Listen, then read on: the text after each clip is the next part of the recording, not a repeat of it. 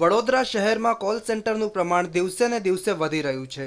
આ કોલ સેન્ટરો પાછળ ચાલી રહેલા છેતરપિંડીના કારોબારનો પર્દાફાશ થયો છે। વડોદરા પોલીસને કોલ સેન્ટરમાં ચાલી રહેલી ગેરરીતિની વ્યાપક ફરિયાદો મળી હતી।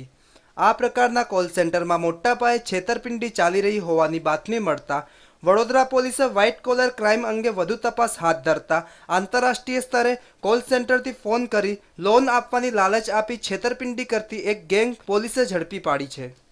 સૂચના આપતા કે તમે વોલમાર્ટ સ્ટોરમાં જાઓ, અમેરિકાની કોઈ પણ વોલમાર્ટ સ્ટોરમાં, અને ત્યાંથી તમને આ કાર્ડ મળી જશે, મની ટ્રાન્સફર કાર્ડ। એ મની ટ્રાન્સફર કાર્ડ તમે ખરીદો અને એનો જે 16 ડિજિટનો નંબર છે એમને ફરીથી કોલ બેક કરીને આપો પરત।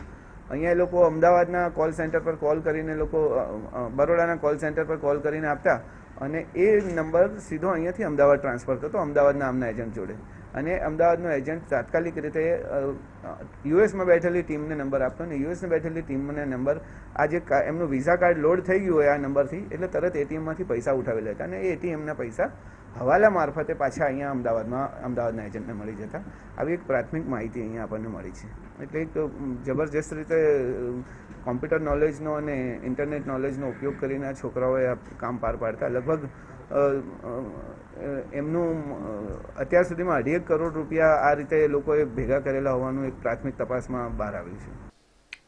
ગોત્રી પોલીસ સ્ટેશન વિસ્તારમાં રેસ કોર્સ ટાવર પાસાભાઈ પાર્કની બાજુમાં નટુભાઈ સર્કલે આવેલ પ્લેનેટ પીબીએમ પ્રાઇવેટ લિમિટેડે જુદી જુદી જગ્યાએ 2 ઓફિસ ખોલી હતી। કુલ 6 સભ્યોની આ ટોળકીએ અમેરિકા ખાતે લોન મેળવવા માટે ગ્રાહકોના નંબરો તથા ડેટાબેઝ મેળવી તેઓને ફોન કરતા હતા। આ ઓપરેશનમાં પોલીસે 100 જેટલા કમ્પ્યુટર સિસ્ટમ, હાર્ડ ડિસ્ક અને 4 મોબાઈલ ફોન કબજે કર્યા છે। આ સમગ્ર પ્રકરણમાં વધુ કેટલા અન્ય ઇસમો સામેલ છે અને આ ગેંગ દ્વારા અગાઉ પ્રકારના કોઈ ગુના આચરવામાં આવ્યા છે કે કેમ તે અંગે પોલીસે વધુ તપાસ હાથ ધરી છે।